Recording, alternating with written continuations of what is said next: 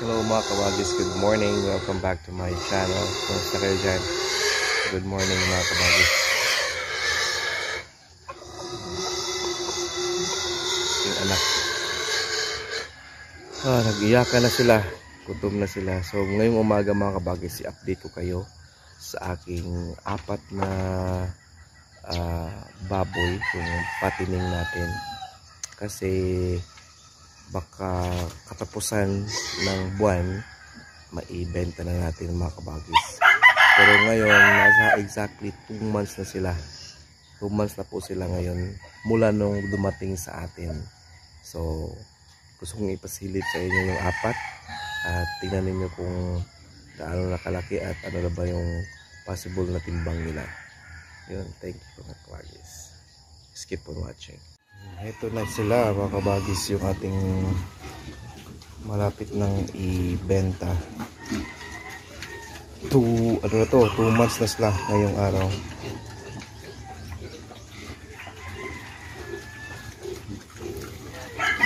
Ang tamad kumain mga kahiga.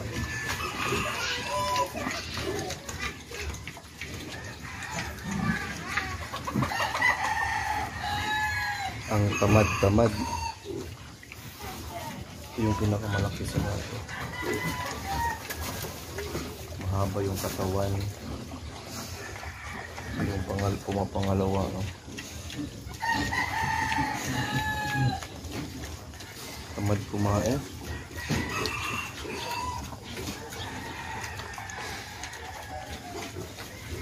So ngayon mga kabagis, 2 months na sila.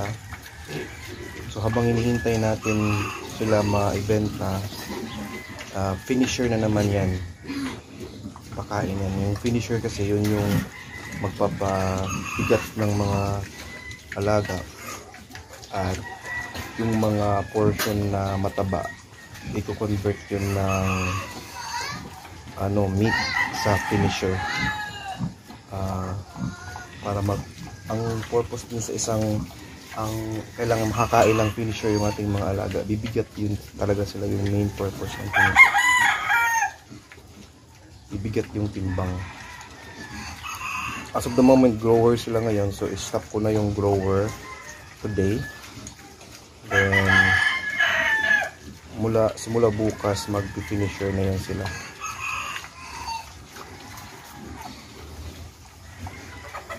Yan. Malaki na mga kabagis. Anong timbang kaya makuha natin dito hanggang sa katapusan. Yan. Ang ating 3 weeks old na nabiik. Yan, may progress na mga kabagis. Okay.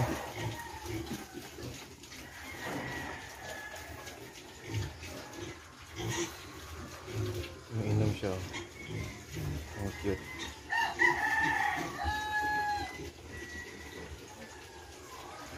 Inuuna namin to palagi, linisan at pakain, kasi ito yung pinakamaingay sa lahat. Nasa kulungan na to. Yung ibang biik sa ibang kulungan, hindi naman ganyan ka ingay at takaw sa pagkain. Ito matakaw rin sila. Kita naman sa katawan, oh.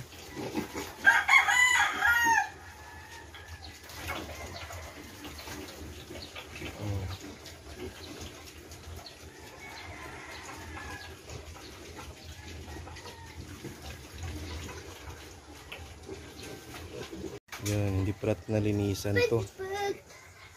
Hindi pa nakakain. Lalaro na sila.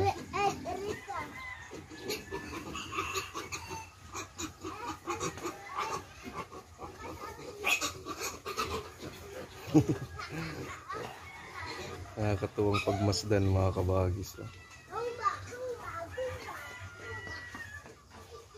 Nung first 2 days nag-aaway yan yung hindi kapatid. Yung 7. Ngayon magkasundo na sila lahat.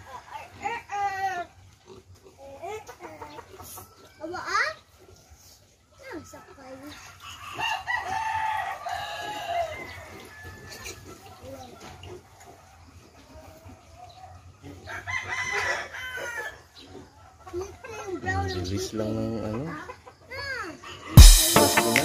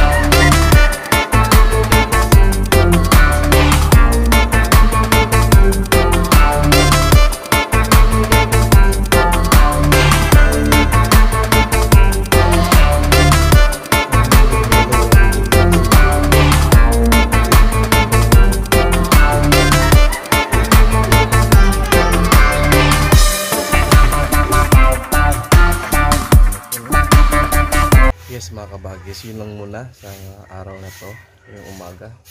So pinapakita ko sa inyo yung daily routine natin sa paglilinis at saka yung update natin dun sa apat na fattening natin na naibenta na siguro yan sa katapusan. So yun, thank you mga kabagis sa palaging pagsubaybay, pag-abang sa aking mga uploads. And if you want to be noticed and kung gusto ninyong ma-shoutout ko kayo every time na mayroon tayong bagong videos, mag-comment lang kayo sa mga videos na meron ako na sabihin yung pa-shoutout ko kayo. So i-shoutout muna rin itong mga nandito na mga sumusuporta sa ating channel na palaging nandyan, na nakisubaybay at nanonood sa ating mga uploads.